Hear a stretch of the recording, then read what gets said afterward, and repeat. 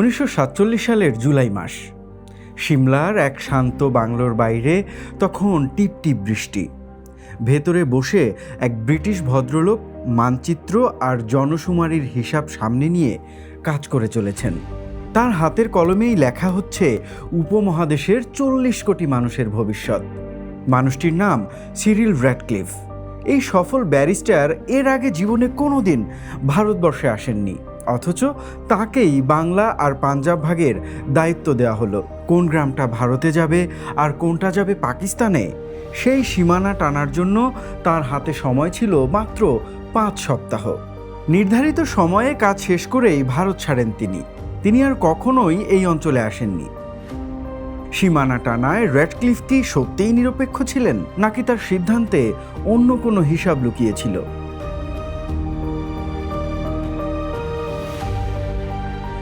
দ্বিতীয় বিশ্বযুদ্ধের পর আর্থিকভাবে ক্লান্ত ব্রিটেন দ্রুত ভারতের ক্ষমতা ছাড়তে চাইছিল।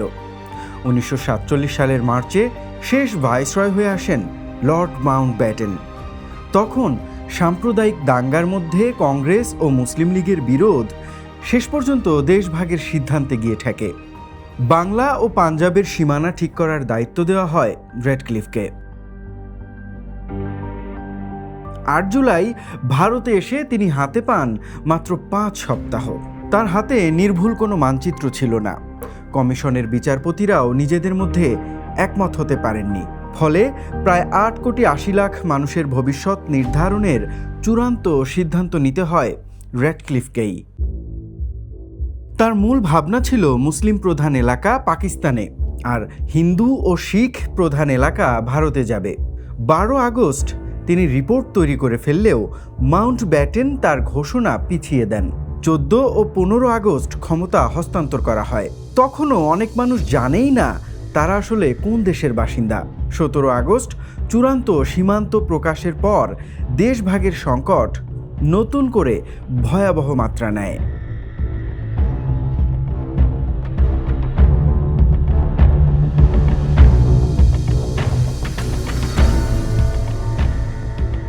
র্যাডক্লিফের রায়ের সবচেয়ে বিতর্কিত অংশগুলোর একটি ছিল পাঞ্জাবের ফিরোজপুর। তার সচিব ক্রিস্টোফার বোমন্ট পরে দাবি করেন 8 আগস্টের খসড়ায় ফিরোজপুর ও জিরা পাকিস্তানের অংশে ছিল।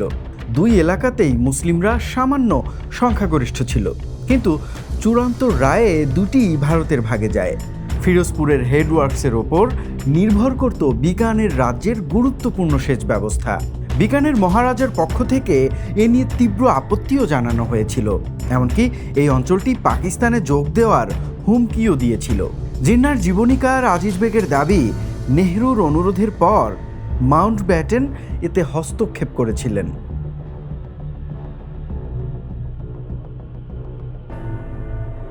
গুরুদাসপুরের ঘটনা আরও গুরুত্বপূর্ণ হয়ে ওঠে কাশ্মীরের কারণে।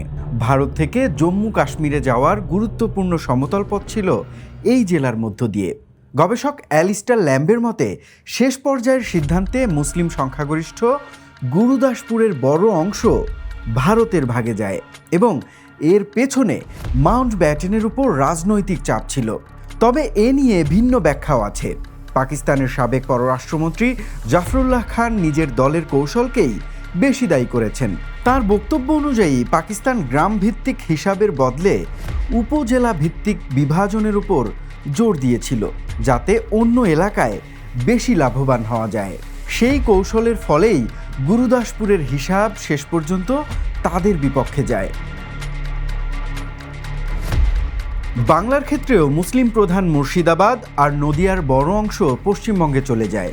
কলকাতা বন্দরের অস্তিত্ব টিকিয়ে রাখতে গঙ্গার শাখা ভাগীরথী ও হুগলি নদীর নিয়ন্ত্রণের জন্য কংগ্রেস এই দাবি করেছিল।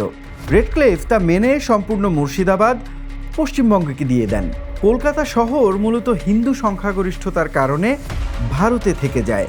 যুক্ত নদী ব্যবস্থাও একই যুক্তিতে ভারতে রয়ে যায়। অন্যদিকে বোয়ালিয়া থানা ও নদিয়ার কিছু অংশ পূর্ববঙ্গের ভাগে যায়। তবু মুর্শিদাবাদ নবদ্বীপের মুসলিম ও জলপাইগুড়ির দক্ষিণাঞ্চলের হিন্দুরা সমান ক্ষুব্ধ হয়েছিল। ইতিহাসবিদ জয়া চ্যাটার্জি তার বেঙ্গল ডিভাইডেড বই এবং মডার্ন এশিয়ান স্টাডিজ জার্নালে প্রকাশিত প্রবন্ধে এর ভিন্ন কারণ দেখিয়েছেন। তার মতে এটি কেবল মুসলিম লীগের দাবির প্রতিক্রিয়া ছিল না, অখণ্ড বাংলায় সংখ্যালঘু হয়ে থাকার বদলে কলকাতা কেন্দ্রিক হিন্দু ভদ্রলোক শ্রেণী সচেষ্টভাবে হিন্দু নিয়ন্ত্রিত পশ্চিমবঙ্গ গড়তে লবিং করেছিল। এই দর কষাকষির রেশ 1952 সাল পর্যন্ত গড়ায় এবং নদিয়া সীমান্তের বিরোধ মেটাতে 1949 সালে আলাদা ব্যাক ট্রাইব্যুনাল বসাতে হয়।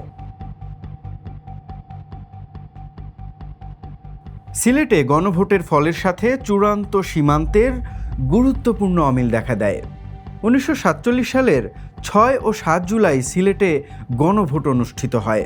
প্রায় 4,23,000-এরও বেশি মানুষ পূর্ববঙ্গে যোগ দেওয়ার পক্ষে এবং 1.25 লাখের কিছু বেশি মানুষ আসামে থাকার পক্ষে ভোট দেন।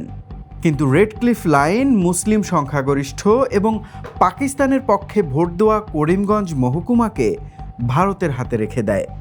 বাউন্ডারি কমিশন নদী ও যোগাযোগ ব্যবস্থার যুক্তি দেখালেও রেডক্লিফ এর পরিষ্কার ব্যাখ্যা দেননি। তিনি শুধু বলেছিলেন 5 সপ্তাহের বদলে 2-3 বছর সময় পেলে তিনি এর চেয়ে ভালো কিছু করতে পারতেন।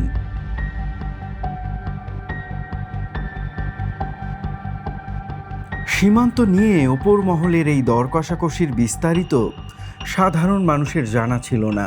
সীমানার খবর গ্রামে পৌঁছাতে কয়েকদিন লেগে গেল। যারা নিজের ভিটে নিশ্চিন্তে ছিল সেই মানুষগুলো রাতারাতি অন্য দেশের বাসিন্দা হয়ে গেল। এক দেশ থেকে অন্য দেশে পাড়ি দিল প্রায় 1,20,00,000 মানুষ। সেই সময়ের সাম্প্রদায়িক সহিংসতায় প্রাণ হারায় 5 থেকে 10 লাখ মানুষ।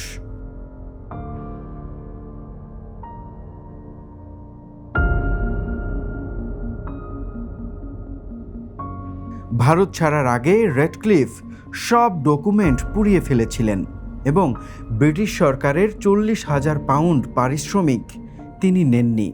এরপর রেডক্লিফ তার তৈরি করা ভারত বা পাকিস্তানে আর কখনোই আসেননি। 1947 সালের 12 জুন জওহরলাল নেহরু এক চিঠিতে লিখেছিলেন, সীমান্ত কমিশনের কাজ শেষ হলে 2 দেশ পরে বসে সীমানা নিয়ে সমঝোতা করবে। কিন্তু ইতিহাস সেই পথে হাঁটেনি। 5 সপ্তাহে টানা সেই সীমান্তের রাজনৈতিক অভিঘাত আজও পুরোপুরি অতীত হয়ে যায়নি।